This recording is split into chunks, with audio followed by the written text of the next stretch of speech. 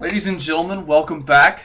Today we have a story of the Salvation Army going woke with this article from the White House Wire. The Salvation Army goes woke with new anti-racist message, asks white donors to apologize for their unconscious bias. The Salvation Army, a massively popular Christian charity known for raising money through red collection boxes around the holidays, is now pushing anti-racist and critical race theory ideology onto donors.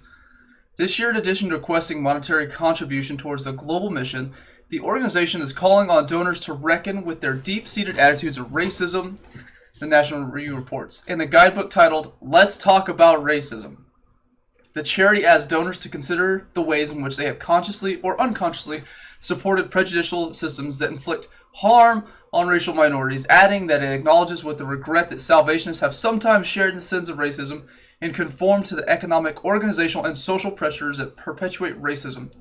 Elsewhere in the document, the charity calls on white donors to lament, repent, and apologize for biases or racist ideologies held and actions committed.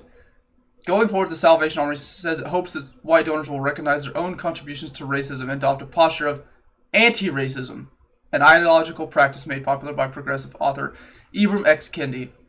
In the absence of making anti-racist choices, we unconsciously uphold aspects of white supremacy, white dominant culture, and unequal institutions in society, the document states. Alright, that's all I need from that, but here's my pitch. It's the Salvation Army is supposed to be a charity, pulling in, helping people, and yet they have bowed down. They have literally lamented, repented to the anti-white racist. I don't know exactly what you call this whole anti-white movement, and the fact that if you're white, you got to get down on your knee and you got to beg for forgiveness for something that, guess what? Chances are your ancestors didn't even commit. According to the studies I've seen, less than 5% of white people living in America today have ancestors that had slaves back in the day. And guess what? There's a whole lot of other people that had slaves. And I just read an article on how there was a bill of sale from one of the Indian tribes whenever they had personally bought slaves from the white people. So it's like, it's one of those issues that people want to blame white people for when slavery is something that happened to everyone for all time. And it happened to people of all ethnicities over all the world. And it's so mind-boggling that we've adopted this religion. They don't see it as religion, but they're zealots. If you believe that a white person, just because they're white, because of the color of skin, they have to do something special for you, which that's something else. Like, how many people really value apologies? Do you really care about someone's apology? Like, if you're a black person that's really upset about this, do you really care about my apology? Is my apology going to help you in any way? Is anyone's apology going to help you anyway?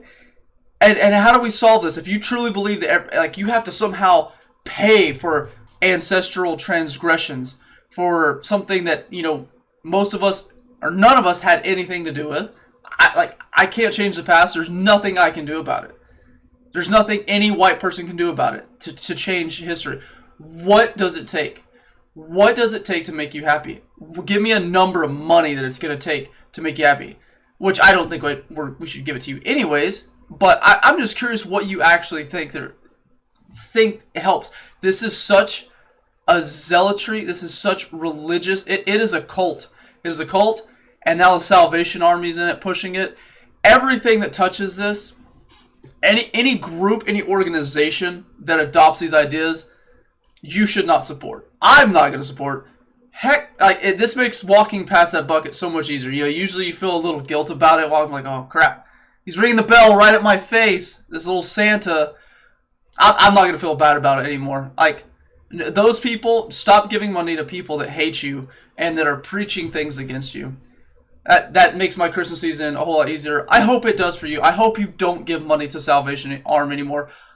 I hope they'll continue to thrive because half the country is adopting this. At least a big group of people in this country are adopting this idea. But I hope a lot of people don't give the Salvation Army and they feel it in their pocketbooks when they piss people off and when they go after this woke ideology. I hope that's what happens. Anyway, until next time, guys, y'all have a great one.